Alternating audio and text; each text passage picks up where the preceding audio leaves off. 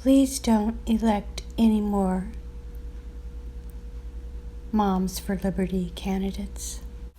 April Carty has shouted at staff at board meetings.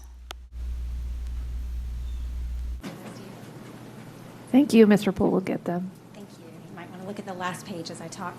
Good evening. My name is Becky Nathanson with Moms for Liberty Duval. I'm here to remind the board of your responsibility in knowing exactly what you are voting to approve related to supplemental health. Parents fully support education on HIV and other STIs. The middle school health textbook already covers these topics on page 234, 32, 238, 306, 307, and a whole section on pages 423 to 431, even though board members have been told otherwise.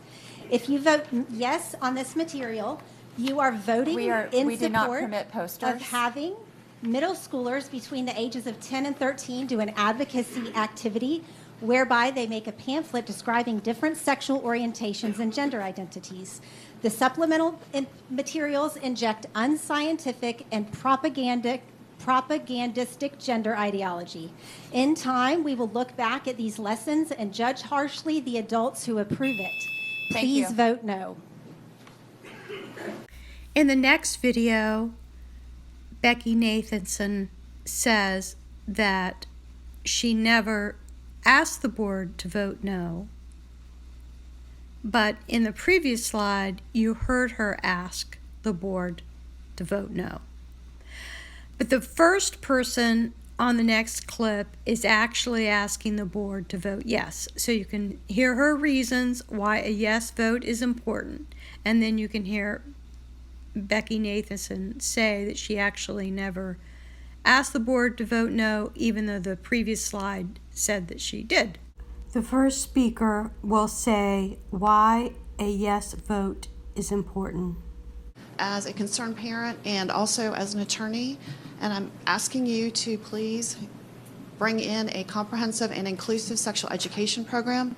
As so many speakers have said before you, the science is clear on this issue, that it helps, it makes a difference, that it lowers birth rates, it lowers STIs, it lowers dating violence. There's so many reasons to bring it back. I'm also asking you to do this timely. The failure to do so could have horrible consequences for students here in DCPS. It's very important to do this. Finally, as a parent of an LGBTQ student, I'm asking you also to please reinstate the safe space stickers. There's no reason not to. There's no legal reason, especially not to, and you could be potentially, again, hurting the very students you're here to protect. Thank you again so much for your time. Thank you. We'll now have Rebecca Nathanson, followed by Jessica Wilson, followed by Darlene Miller. And if each one can go ahead and come over for the purposes of time, we'd appreciate it. Good evening. I'm Becky Nathanson with Moms for Liberty Duval. I'm actually here to talk about pocket constitutions, but before that, I just want to remind, there might be confusion. Moms for Liberty Duval never came out against the comprehensive sex education. We were pushing for transparency so that parents knew that Duval County was teaching condom lessons in middle school with penis props. So that's what, there were components of the comprehensive sex education lessons that many parents objected to, but Moms for Liberty did not take a position writ large against comprehensive sex education. I'm actually here tonight to let you know that with the no, we will be called names and labeled as bigots. I reject that, and I'm unafraid. The next clip is from a school board candidate forum. If you have any clips of Becky Nathanson criticizing teachers at school board meetings, I'd really love for you to send them to me so I can add them to this video clip, because I feel like I have heard her call teachers groomers and other awful things at school board meetings. So I think she's lying in the next clip, but I guess we need the other clip to find out. Also, I think what she means by ideology is, I don't think she likes gay people. Remember the first clip where she was talking about people will think she's a bigot? That's what she's talking about. Deserve, and they don't want the poor performing teachers who may be shoving indoctrination or ideology into their classroom. The good, solid teachers, which is the vast majority of them, don't teach that way. And I have never referred to teachers that way. So I reject the premise of the question. And we don't need reforms for the misconduct. We need accountability. Candidate Hank Rogers, as a parent of 6. Next is a clip of another Moms for Liberty candidate running for school board. To say that calling out an immoral, misled man who happens to be a Jew is not anti-Semitic, and to imply that he should be exempt from criticism simply because he is Jewish is racist in and of itself. Continue to call out divisiveness and evil. Member Carney, thank you very much. April Carty has shouted at staff at board meetings. This is horrible. This is gross mismanagement of taxpayer money. That's what this is.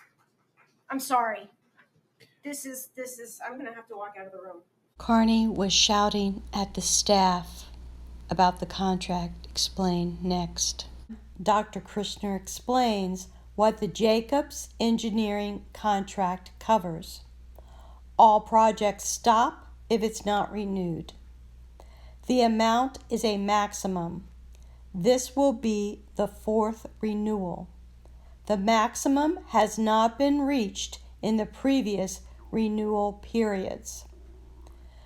The staff is working on hiring project managers so the district will be billed even less by the vendor.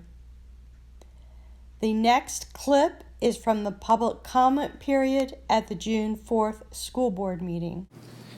Echoing my support of Dr. Krishnar, I want to ask the board to renew the construction management agent contract for the next round of performance. I'm an engineer. I've worked in the aerospace industry for over 20 years, including managing complex technical management projects and bid and proposal efforts in the excess of $1 billion.